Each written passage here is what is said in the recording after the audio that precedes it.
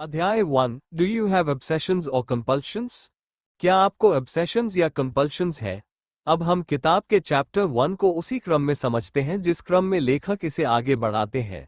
मैं किताब की भाषा को ज्यों का त्यों ट्रांसलेट नहीं करूंगा, बल्कि हर महत्वपूर्ण विचार, उदाहरण और कॉन्सेप्ट को विस्तार से हिंदी में समझाऊंगा। सबसे पहले चिंता और ऑब्सेशन में अंतर। लेखक शुरुआत एक बहुत सामान्य स्थिति से करते हैं। मान लो आप छुट्टी पर जा रहे हैं और रास्ते में अचानक आपके मन में आता है, क्या मैंने घर से निकलते समय आयरन बंद किया था?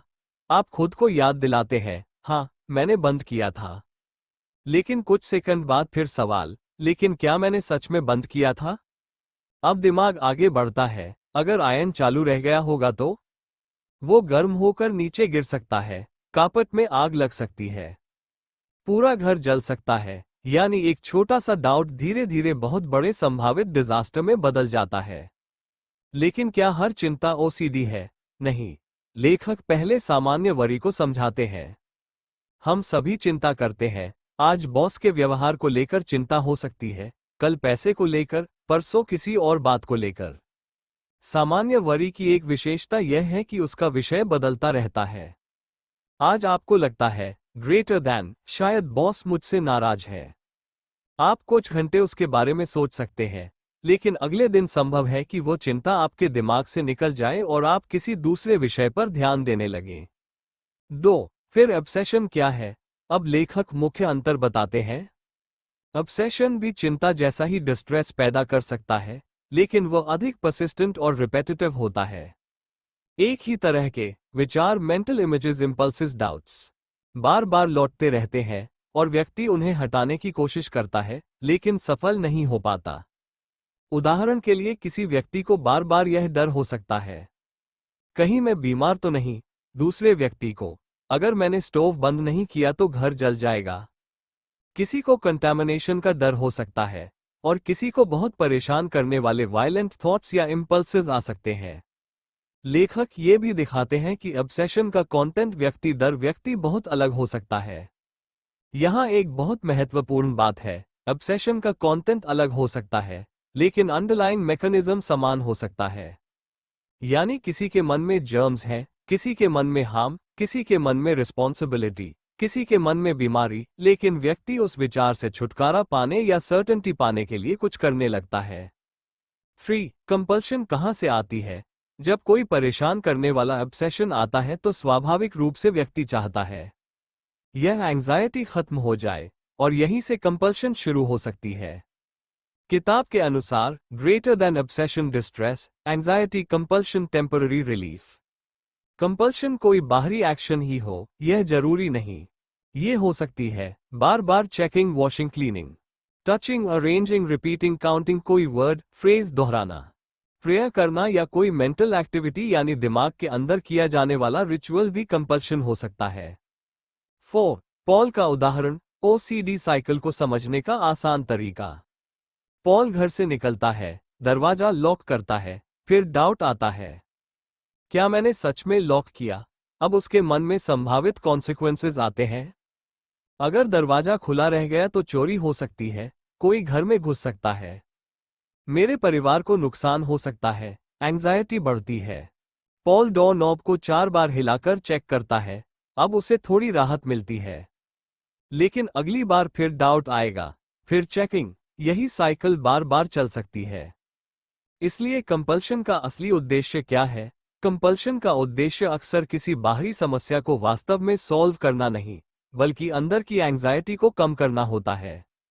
यही डिस्टिंक्शन चैप्टर 1 की नींव है। ओसीडी में समस्या कब मानी जाती है? किताब ओसीडी को उस समय क्लिनिकली सिग्निफिकेंट मानती है जब ऑब्सेशंस या कंपल्शंस व्यक्ति की रोजमर्रा की जिंदगी, सोशल फंक्शनिंग या कामकाज में गंभीर इंटरफेरेंस करने लगे। डायग्नोसिस के लिए मेंटल हेल्थ प्रोफेशनल की भूमिका भी बताई गई है।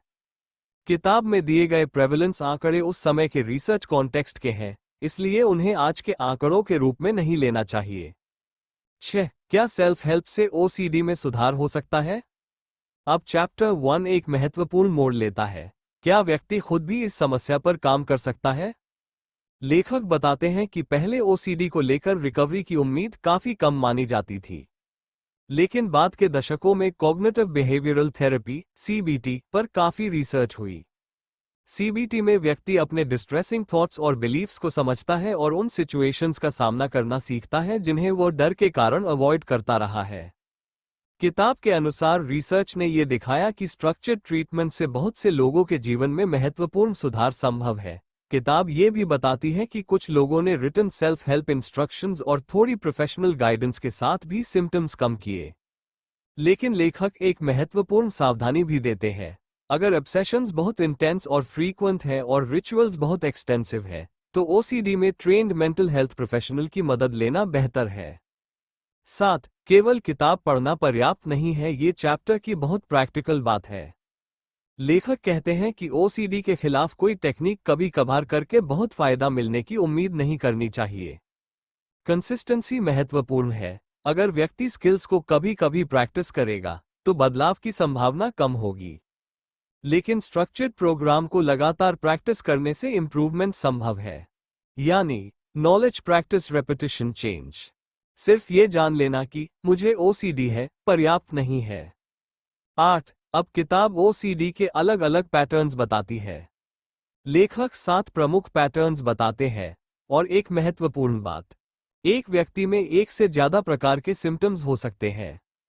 इसलिए इन कैटेगरीज को रिजिड बॉक्सेस की तरह नहीं समझना चाहिए।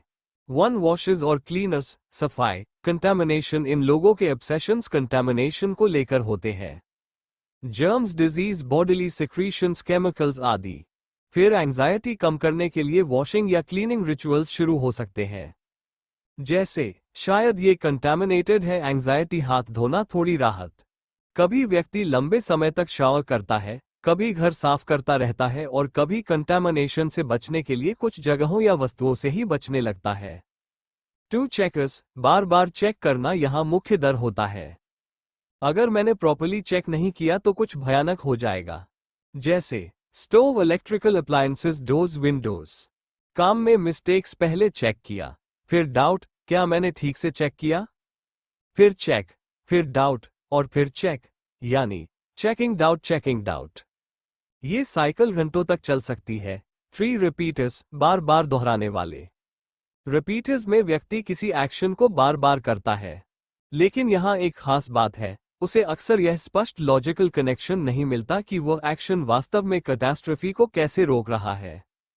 उदाहरण के लिए, किसी व्यक्ति को डर हो सकता है कि उसके स्पाउस को कुछ हो जाएगा और वह कपड़े पहनने उतारने जैसी एक्टिविटी को बार बार दोहराकर उस कैटास्ट्रोफी को रोकने की कोशिश कर सकता है। इसे किताब मैजिकल क्वालिटी वाले थिंकिंग पैटर्न के रूप में समझाती है। 4. ऑर्डरर्स, चीजें ठीक जगह पर होनी चाहिए। ये पैटर्न थोड़ा अलग है। यहाँ हमेशा कोई बड़ा कैटास्ट्रोफी डर होना जरूरी नहीं। कई बार मुख्य समस्या होती है, यह सही नहीं लग रहा। चीजें परफेक्टली अलाइंड हो, सिमेट्री में हो, सही जगह पर हो, कोई पैटर्न डिस्टर्ब न करे। अगर कोई वस्तु उस अरेंजमेंट को बदल दे तो बहुत डिस्कम्फर्ट हो सकता है। इसलिए व्यक्ति चीजों को फिर से व्यवस्थित करता है। यहाँ मोटिवेशन अक्सर परफेक्ट, राइट महसूस करने की होती है। 5. होर्डर्स, चीजें छोड़ न पाना। होर्डिंग में व्यक्ति ऐसी चीजें भी जमा करता रहता है जिन्हें दूसरे लोग बेकार समझ सकते हैं। जैसे पुराने पेपर्स या न्यूज़पेपर्स, उसके मन में होता है शायद भविष्य में इसकी जरूरत पड़ जाए, इसलिए उसे चीजें फेंकना बहुत कठिन लगता है। गंभीर स्थिति में घर इतना भर सकता है कि रहने की जगह भी प्रभावित हो जाए। 6. थिंकिंग रिचुअलाइजर्स, दिमाग के अंदर रिचुअल। ये हिस्सा बहुत महत्वपूर्ण है, क्योंकि यहाँ बाहर से देखने पर व्यक्ति शायद कोई कंपल्शन करता हुआ दिखाई ही न दे। उसका रिचुअल मन के अंदर चलता है। उदाहरण, किसी वर्ड को रिपीट करना, किसी नंबर को रिपीट करना, काउंटिंग प्रेयर, किसी थॉट को दूसरे गुड थॉट से कैंसिल करना, किसी घटना को बार बार मेंटली याद करना, मेंटल लिस्ट बनाना। उदाहरण के लिए, किसी व्यक्ति को लगे कि कोई पर्टिकुलर नंबर बैड लक लाता है, तो वह दूसरा नंबर बार बार मेंटली रिपीट करके पहले थॉट को न्यूट्रलाइज करने की कोशिश कर सकता है। इसलिए एक बहुत जरूरी सीख, कंपल्शन हमेशा दिखाई नहीं देती। कभी व्यक्ति बाहर से बिल्कुल सामान्य बैठा होता है, लेकिन अंदर एक पूरा रिचुअल चल रहा होता है। 7 वॉरियर्स और प्योर ऑब्सेशनल्स। अब किताब एक ऐसे पैटर्न की बात करती है जहां व्यक्ति को परेशान करने वाले रिपेटिटिव थॉट्स आते हैं, लेकिन वह वॉशिंग, चेकिंग जैसी ऑब्वियस बिहेवियरल कंपल्शन नहीं करता। उदाहरण: health worries, past events, future failure, violent thoughts, shameful thoughts, unwanted sexual images. किसी को नुकसान पहुंचाने के इंट्रूसिव थॉट्स। व्यक्ति इन थॉट्स से परेशान रहता है और घंटों तक ये सोच सकता है, ऐसा थॉट मेरे दिमाग में आया ही क्यों? क्या इसका मतलब कुछ है? क्या ये सच हो सकता है? लेकिन किताब के इस क्लासिफिकेशन में बिहेवियरल या थिंकिंग रिचुअल स्पष्ट रूप से मौजूद नहीं होता। 9. किताब अब आपको सेल्फ असेसमेंट करवाती है। इसके बाद किताब क्वेश्चनर देती है ताकि व्यक्ति देख सके कि उसके सिम्टम्स किस पैटर्न से मिलते जुलते हैं। इसमें washing, cleaning, checking, repeating, ordering, hoarding, thinking rituals और वरीइंग, प्योर ऑब्सेशन से संबंधित स्टेटमेंट्स हैं। फिर व्यक्ति यह भी देखता है कि औसतन एक दिन में वो इन सिम्टम्स पर कितना समय खर्च करता है। किताब के अनुसार यदि सिम्टम्स पर प्रतिदिन 2 घंटे से अधिक समय जा रहा है तो प्रोफेशनल गाइडेंस की आवश्यकता पर गंभीरता से विचार करना चाहिए। चैप्टर 3 में इस निर्णय को और विस्तार से लिया जाएगा। 10. अब चैप्टर 1 का सबसे महत्वपूर्ण हिस्सा, ओसीडी की 7 कॉमन फीचर्स। यहां लेखक केवल सिम्टम्स की सूची नहीं देते, वे बताते हैं कि ओसीडी के पीछे किस तरह का साइकोलॉजिकल पैटर्न काम करता है। फीचर 1, मन कैटास्ट्रोफिक कॉन्सिक्वेंसेस पर चला जाता है। ओसीडी में एक छोटी पॉसिबिलिटी भी बहुत बड़े डिजास्टर तक पहुंच सकती है। उदाहरण: अगर मुझसे गलती हुई, बॉस नाराज होगा, नौकरी जाएगी, पैसे नहीं होंगे, घर जाएगा, परिवार बर्बाद हो जाएगा।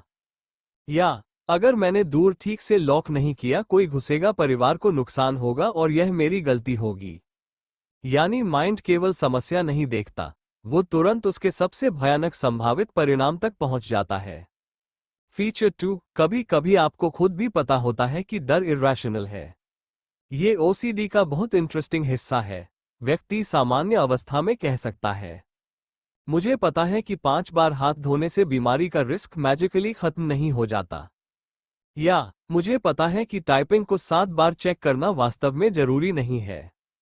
लेकिन जब एंजाइटी एक्टिवेट होती है तो वही पॉसिबिलिटी बहुत वास्तविक महसूस होने लगती है। यानी इंटेलेक्चुअल लेवल पर यह शायद इर्रेशनल है, इमोशनल लेवल पर, लेकिन अगर सच में ऐसा हो गया तो?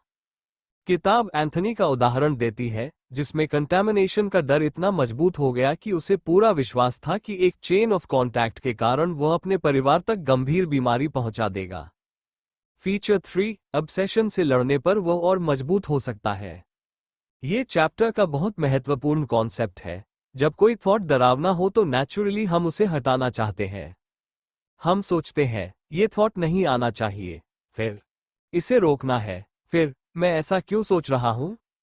लेकिन लेखक बताते हैं कि थॉट को फोर्सफुली सप्रेस करने की कोशिश पैराडॉक्सिकली उसे और प्रोमिनेंट बना सकती है। वे इसे इंसोम्निया से कंपेयर करते हैं। जितना आप खुद को जबरदस्ती सुलाने की कोशिश करते हैं, उतना ही स्लीप मुश्किल हो सकती है।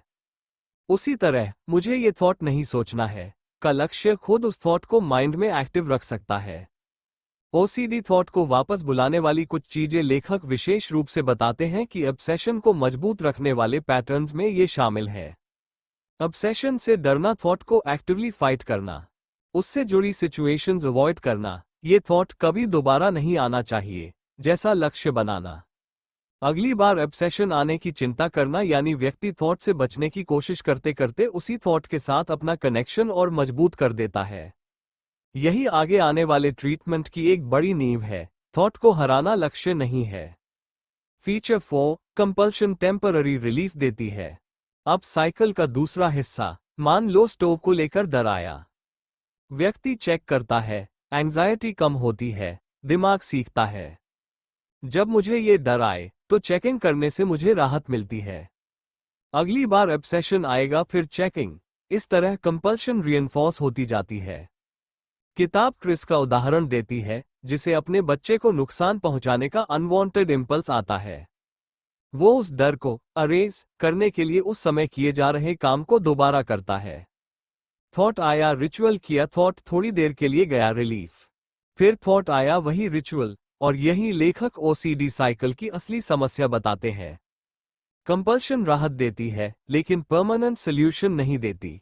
राहत के कारण व्यक्ति रिचुअल को दोहराता है और फिर ऑब्सेशन वापस आता है। इसलिए ऑब्सेशन एंजाइटी, फिर कंपल्शन, टेम्पररी रिलीफ, ऑब्सेशन, फिर वापस कंपल्शन, फिर ये साइकिल बार बार मजबूत होती जाती है। फीचर 5, रिचुअल अक्सर एक खास सीक्वेंस में होता है।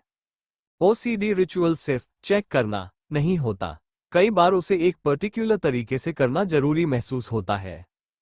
उदाहरण के लिए किताब चार्ल्स का एग्जाम्पल देती है, जो घर से निकलने से पहले चीजों को एक निश्चित क्रम में चेक करता है।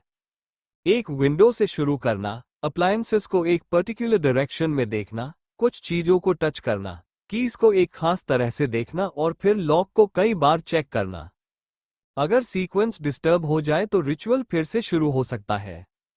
इसी तरह वॉशिंग में भी एक निर्धारित सीक्वेंस हो सकता है। किसी को पहले सिर धोना है, फिर शरीर के दूसरे हिस्से, फिर पैर। किसी को हर फिंगर को निश्चित संख्या में धोना है।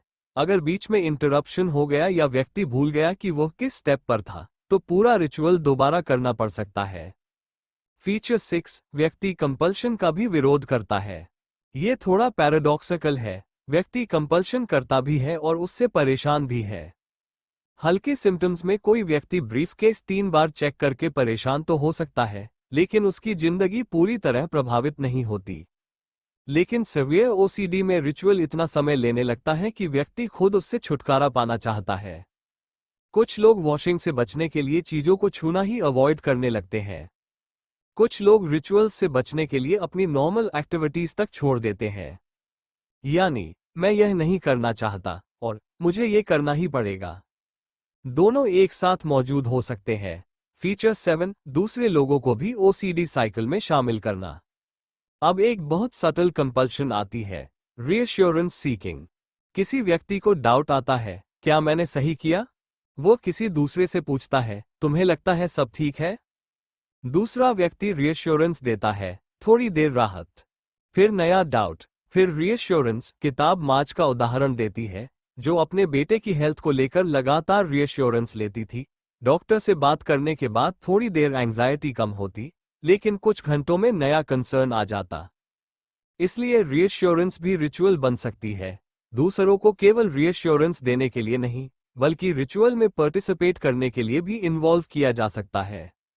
जैसे स्पाउस से चेकिंग करवाना, फैमिली से क्लीनिंग करवाना, किसी को काउंटिंग करवाना, रिचुअल पूरा करने में साथ लेना। 11, ओसीडी आखिर पैदा क्यों होता है?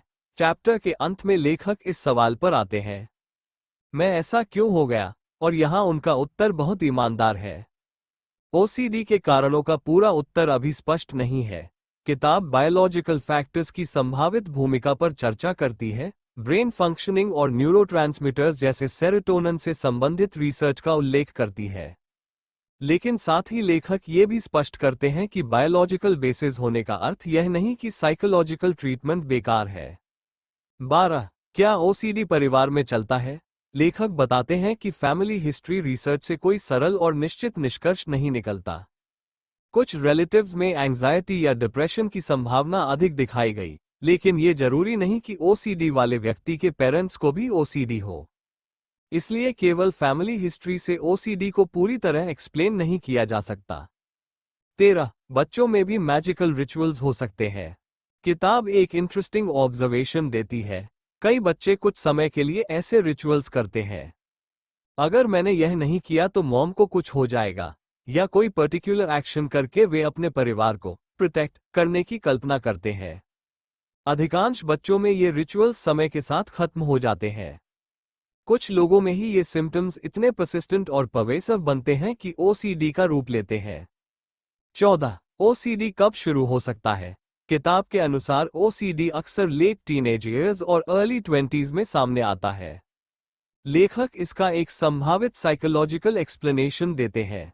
इस उम्र में रिस्पॉन्सिबिलिटी बढ़ने लगती है, नौकरी, मैरिज, बच्चों की जिम्मेदारी, फाइनेंशियल रिस्पॉन्सिबिलिटीज, इन सबके साथ मिस्टेक्स के कॉन्सिक्वेंसेस भी ज्यादा महत्वपूर्ण लगने लगते हैं। और जिन लोगों में ओसीडी की वल्नरेबिलिटी होती है, वे इन मिस्टेक्स की प्रोबेबिलिटी और इंपॉर्टेंस दोनों को जरूरत से ज्यादा बड़ा मान सकते हैं। 15, ओसीडी शुरू होने के बाद क्या होता है? लेखक बताते हैं कि कई लोगों में सिम्टम्स धीरे धीरे बढ़ते हैं।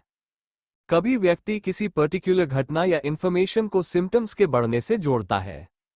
उदाहरण के तौर पर किताब एक व्यक्ति का केस बताती है जिसने एड्स के बारे में एक कहानी सुनी और उसके बाद उसे खुद एड्स होने का डर बढ़ गया।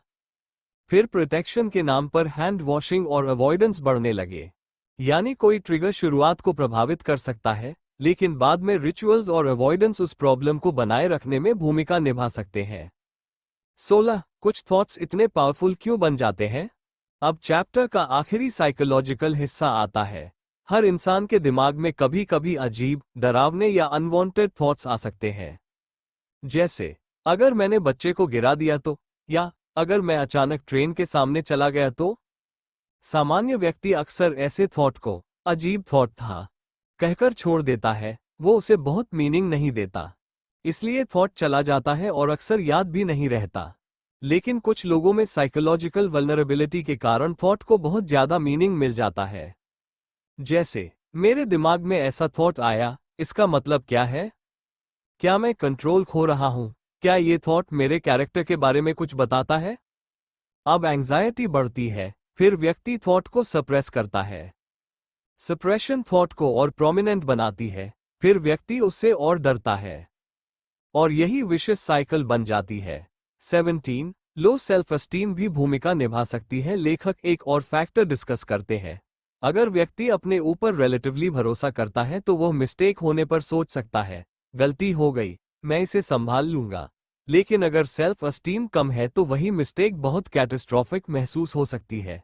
फिर व्यक्ति फ्यूचर मिस्टेक्स को रोकने के लिए ज्यादा से ज्यादा सोचने, चेकिंग करने और कंट्रोल करने लगता है, और यही excessive mental effort obsessive worrying को बढ़ा सकता है। चैप्टर 1 का सबसे बड़ा निष्कर्ष चैप्टर के आखिरी हिस्से में लेखक एक बहुत राहत देने वाली बात कहते हैं। ओसीडी क्यों शुरू हुआ, इसका पूरा उत्तर जानना जरूरी नहीं है। मेडिसिन और साइकोलॉजी में कई बार ऐसा होता है कि हमें किसी समस्या को कैसे सुधारना है, यह उसके पूरी तरह क्यों पैदा हुई, इससे ज्यादा अच्छी तरह पता होता है। लेखक कहते हैं कि ओसीडी का कारण अभी भी पूरी तरह समझा नहीं गया, लेकिन एक बार ओसीडी शुरू होने के बाद वह किस तरह खुद को बनाए रखता है, इसे समझना ज्यादा उपयोगी है। और यही ट्रीटमेंट के लिए पर्याप्त आधार देता है। Stop obsessing, Edna BFOA, Z योजक चिन्ह library.sk, एक lib.sk, Z योजक चिन्ह lib.sk.pdf। चैप्टर 1 को एक सरल नक्शे में समझो। Unwanted thought, doubt. ये भयानक हो सकता है। Anxiety, fear, guilt. थॉट को हटाने या सर्टेनिटी पाने की कोशिश, compulsion, checking, reassurance, mental ritual, avoidance. थोड़ी देर की राहत दिमाग सीखता है, राहत के लिए रिचुअल जरूरी है। अगली बार वही ऑब्सेशन आया तो रिचुअल की अर्ज और मजबूत। यही वो मैकेनिज्म है जिसे चैप्टर 1 बार बार अलग अलग एग्जाम्पल से समझाता है। और शायद इस पूरे चैप्टर की एक सबसे महत्वपूर्ण सीख ये है, समस्या केवल अनवांटेड थॉट का आ जाना नहीं है। समस्या उस थॉट के साथ हमारा संघर्ष और उससे राहत पाने के लिए बनाया गया रिचुअल भी हो सकता है। यही बात आगे के चैप्टर्स में ट्रीटमेंट की दिशा बनेगी। चैप्टर 1 के अंत में किताब पाठक को मूलतः इस पॉइंट तक ले आती है कि ओसीडी के पीछे के हर कारण को खोजने से ज्यादा जरूरी है उस साइकिल को पहचानना जो आज सिम्टम्स को बनाए रख रही है। अगला चैप्टर 2 इसी फाउंडेशन पर आगे बढ़ता है और सातों ओसीडी पैटर्न्स को और ज्यादा जीवंत केसेस के माध्यम से खोलता है।